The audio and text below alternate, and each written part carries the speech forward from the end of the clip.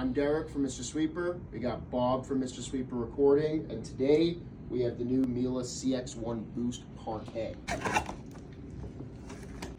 Alright. So here we go, nicely packaged. All the others, that's for sure. Okay. This is HEPA. Stainless steel telescopic wand. It's become pretty standard. We're going with the tools clipped on the outside for this one, similar to the Classic series and the Compact series. Now everything is just going to click into place, really no assembly necessary.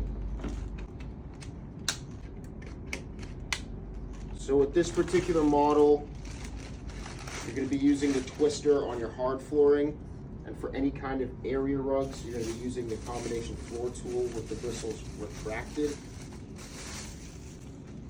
So if your home is more than 10% carpeting or even any high pile area rugs, you're going to either want to add a turbo, which is compatible with this model, or consider one of Miele's 2 motor systems, or you can even add a triflex, for example, if you're trying to do better area rug cleaning, deep carpet cleaning. So for the attachments, you get the 3 standard crevice tool, upholstery, and the dust brush, and of course your 2 floor heads.